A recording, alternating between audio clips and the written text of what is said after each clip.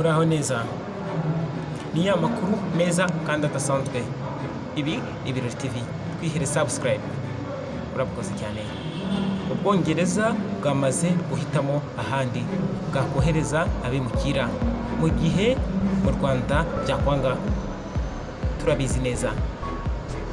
Mbere na nyuma ya CHOGM, inama ihuza ibihugu bikoresha icyongereza, bari bafite gahunda yo kohereza ziriya mpunzi mu Rwanda. Ibyo turabizi, ariko ntabwo tuzi aho byarangiriye.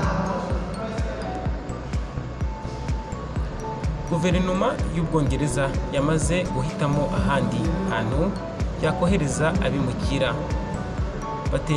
batemerewe n'amategeko mu gihe gahunda yo kubohereza mu Rwanda itakunda.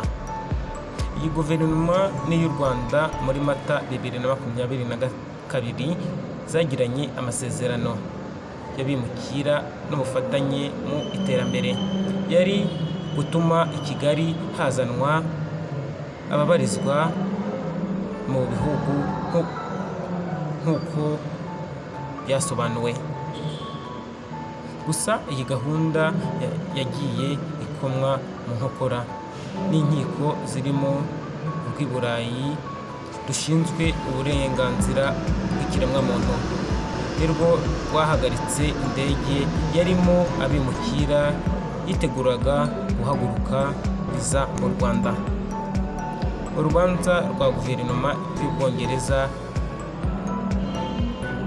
n'ababuranira abimukira badashaka kuza mu Rwanda rwatangiriye mu rukiko rukuru, rwanzura ko iyi gahunda ishyirwa mu bikorwa, rukomereza mu rw'ubujurire muri Kamena 2023, rwanzura ko ihagarara. Guverinoma y'Ubwongereza yajuririye mu rukiko rw'ikirenga irusaba gutesha agaciro umwanzuro w'urw'ubujurire kugira ngo gahunda ishyirwe mu bikorwa. Yizeye ko izatsinda uru rubanza rwa nyuma, gusa mu gihe itsinda yamaze gutekereza ku handi hantu nk'uko bamwe mu bayigize batangarije ibinyamakuru birimo Times na Daily Mail. The New Times na Daily Mail nibyo binyamakuru babitangarije, babihaye inkuru nabyo birayitangaza.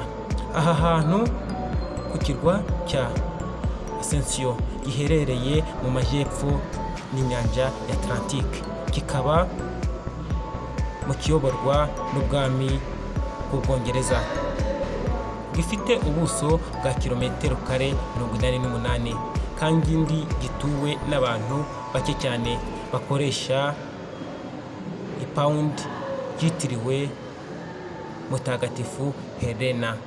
Umwe mu bakomeye bagize guverinoma yagize ati, ubundi buryo bwakoreshwa mu gihe twaba dutsinzwe mu buryo bw'amategeko kuri gahunda yacu, nubwo twizeye ko yemewe n'amategeko, kandi tukaba dutegereje umwanzuro w'urukiko rw'ikirenga.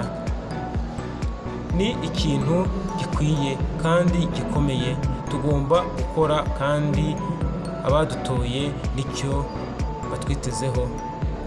Guverinoma y'Ubwongereza irabona ko kohereza ababimukira kuri iki kirwa byagira inzitizi nkeya kuko ari ubutaka igenzura, ariko mu gihe kubohereza mu Rwanda bitakunda.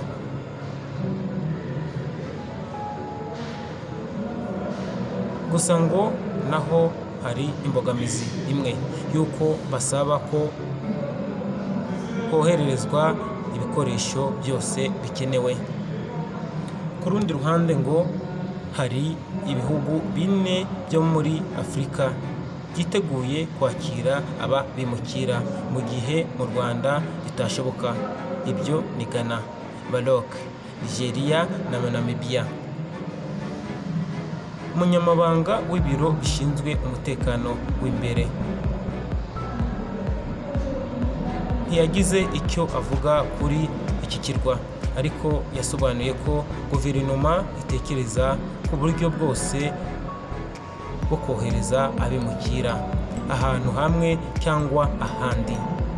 Ngayo nguko baracyaperesiza ahantu babajyana mu gihe mu Rwanda baba baraje cyangwa se bataraje.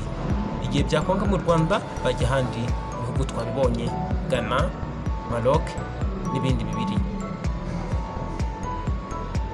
Ngayo nguko amakuru tugenda tuyashaka hirya no hino. Ibi ni Birori TV, twishyure subscribe. Urakoze cyane.